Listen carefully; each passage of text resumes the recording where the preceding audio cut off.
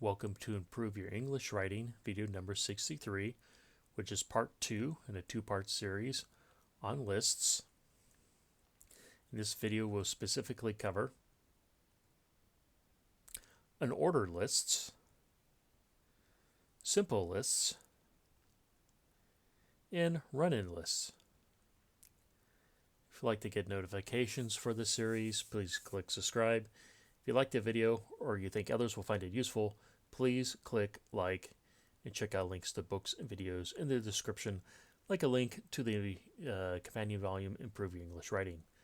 So let's get to part 2 in unordered lists. So please watch video 62, the previous video on ordered lists, because in that video there's like 3 slides of formatting guidelines that I go through that I'm not going to cover in this video. But what happens is I'll say format it like an ordered list, but don't do this. So you need to know all the other formatting guidelines, which are in the previous video. So please, if you haven't seen that video, please go watch video number 1 or part 1 and come back and watch this video. So unordered lists are also called bulleted lists, because it often contains a bullet in front of the items. So there's that statement. So an unordered list often has a symbol, normally a filled circle or square, before each item. And a filled circle is very popular. Probably almost all unordered lists probably have a bullet. So the ones in this slide default to this is like a bulleted list, but like in the last video, I just used this as a way to just introduce the items or the points that I want to make one by one. Not that it's truly an unordered list.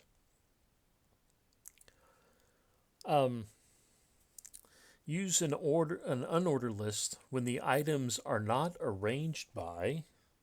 So basically, this is the exact opposite of an ordered list, but I just used the word not. So you use an unordered list when the items are not arranged by time. So not by time, not by priority, not by task order, not by relative importance, and not by textual reference. That could be a previous or a subsequent textual reference. So that's when you use it. If they are arranged this way, if your order or if your items, your list is one of these and they are arranged like this, then use an ordered list. Go watch the previous videos. But basically, use an unordered list when your items are not arranged this way. So some formatting things. Once again, go see the last video. So you format an unordered list just like an ordered list, except for these following things. Item symbol. So the ordered list, you'd use a number, but for an ordered list, use an item symbol. An unordered list uses a symbol, usually a filled circle or a filled square, before each item instead of a number. And you use an asterisk when the traditional symbols are not available. So basically, if you don't, if you're using something that doesn't have a filled circle or square, use an asterisk. Sometimes I get emails that don't allow me to do bulleted lists, and I'll just put an asterisk because that's always available. Sub-items. Precede each sub-item or each unordered sub-item with a symbol instead of a lowercase letter. So an unordered list would use a lowercase letter, but for an ordered list would use a lowercase letter for a sub-item, but a sub-item in an unordered list uses a symbol. That symbol it's an open circle or open square matching the item symbol. So basically, if you had an unordered list and you're using filled circles like here, and you had a sub-item, then you want to use the matching symbol, which is an open circle, just like here. So perfect. This is like a list item. This is like a sub-item. So filled, not filled. You'd use the matching symbol. And use two adjacent hyphens when traditional symbols are not available. So indent subitems and align the symbol with the unordered item text. So if you've seen the first video, then you see how the subitem aligns, where the lowercase letter aligns with the item text above it. That's where you'd put the symbol. It's the same thing. You just put the symbol where you put the number. And I have an example if this is not making sense. So let's see an example of an unordered list. I'll just put it up on the screen. So here's the example of the ordered list. No doubt I'll read each item because it helps with what it's going on. But just to go over before I even read all this text, which you're probably already doing. So you basically have an introductory phrase or sentence followed by a colon. You have a space. Then you have all the list items. And each item begins with a symbol. In this case, it's a filled circle. And then you can see that this second bullet has sub-items, and you can see how the sub-items are formatted, that this unfilled circle goes below the E in the above item text. That's as close as I could get it. I remember when I was trying to format this, I moved it one more space to the left, and it was a little bit in front of the E, so I selected this. So if it looks a little bit to the right of it, that was me trying to get as close as I could under the E with formatting in this program. So that's how you would format the sub-item. And then after the list, you have a space, and then the text continues. So let's just read this unordered list because it'll explain the various elements or some of the various elements of an unordered list. So here we go. And this unordered list introduction is a complete sentence followed by a colon. So once again, we have an introductory element with a colon. Use a space between the introduction and the list. Each item begins with a symbol, filled circle or filled square. This list is all filled circles. A sub-item begins with a symbol, an open circle or open square versus a filled one, matching the item symbol. So in this case, we have a unfilled circle.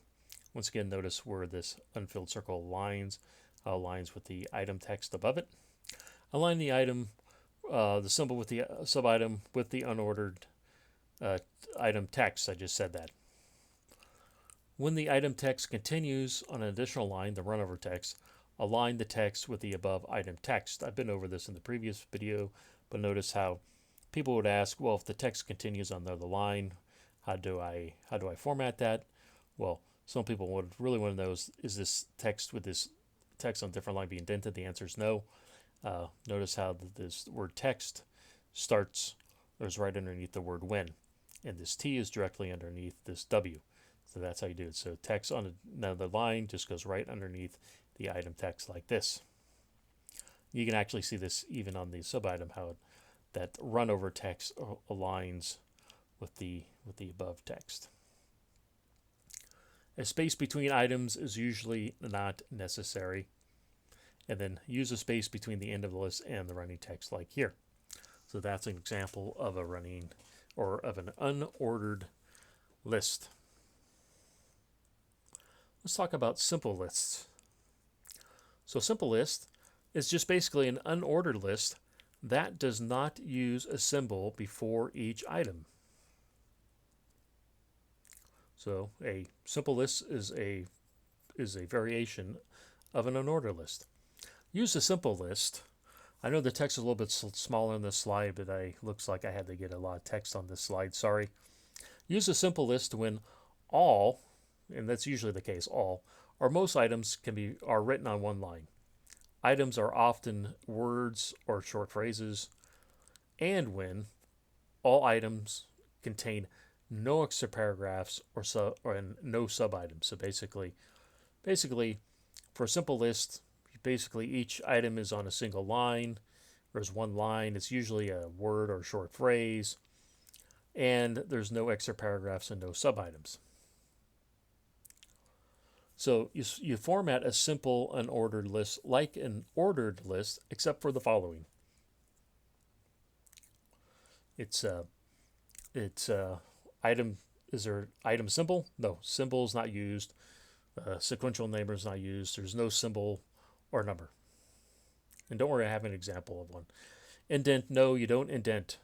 You do not indent a simple list. But arrange items in 2 or more columns to avoid a long, narrow list. So if you had a simple list that was like 20 words, you don't want 20 lines of text or of words. You can arrange in the columns. And actually, my example shows this. Capitalization, the first word may be capitalized or lowercase, just be consistent. Run over alignment, avoid run over. Basically, I probably wouldn't use simple list if I had run over. Indent, but if you do have run over, indent unless a space is used between items. And I actually say just avoid run over, period. Paragraphs are not allowed. Sub items are not allowed. So space between items, usually none, or most of the items should be on one line. I say I'd reserve it for one line items with no run over. That's what I would do. But if you do have that, at least you have the rules of what happens when you have run over. So here's an example of a simple list, actually from the book. I forget what page number it is, but I'm just going to put the whole thing up on the screen here. I forgot how many of these were. Oh, here we go. So you would have probably 2 spaces here. It should just be one. Common. This is the introduction. So you still need an introduction. Common contractions include the following. This is from the book. I didn't put some of the contractions here, but here you can imagine. You have 5. This is you would have 15 contractions instead of having 15 lines of just one word things, and having this long narrow list. You can make a simple list. You can just put them in the columns like you do here. Let's say you didn't have these two separate columns here, then you just have this simple list like this of these words. So here you have it. You have a introduction, you have a space, you have the list. In this case, just to avoid a long skinny list, it's been formatted into separate columns. Then you have a space, and then you have the continuing text. I guess the popular style guides agree contractions should not be used in formal writing. I just put some text there. That way you can see that there's a space between the list and the continuing text. So this is an example of a simple list, actually from the book. I should have put the page number. So let's talk about run-in lists. Use a run-in list to emphasize 3 or more brief items. So 3. So the 2 key words in this sentence here are run-in list is used to emphasize 3 or more brief list items. And I have examples. Enclose the numbers or lowercase letters that separate the items in parentheses. Numbers are typically used unless the document is in APA style or the list is a sub-item of an ordered list. So basically, a run-in list use numbers except for these 2 situations, APA style, or it's a sub-item in an ordered list. So here's the first example. So capitalized after colon if, and then basically this is going to be a list of 3 or more brief items. And if you took out the parentheses and numbers, the sentence you actually don't need the numbers in the parentheses. But what you're doing is that for this run-in, you decided to emphasize each item.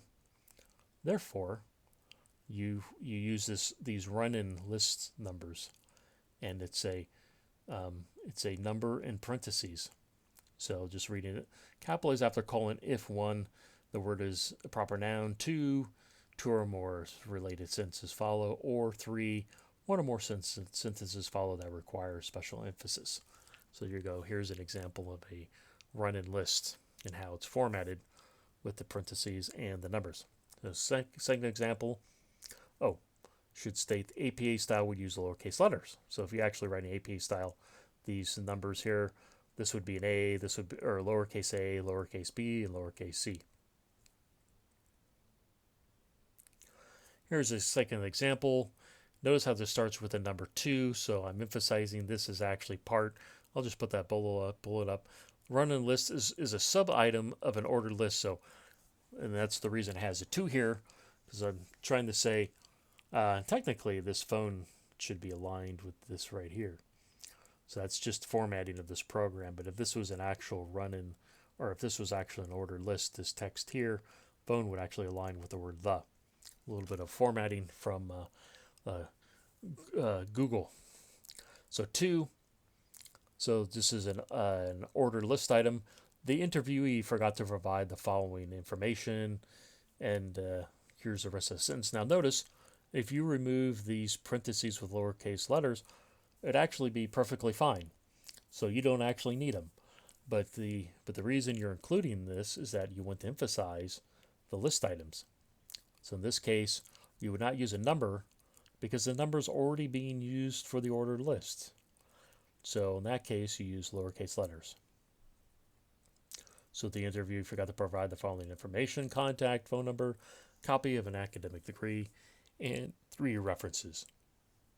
So there you go. That is the example, or the second example of a run-in list. That concludes this video. If you want to get notifications for this series, please click subscribe. If you like the video, please hit like and check out links to books and videos in the description.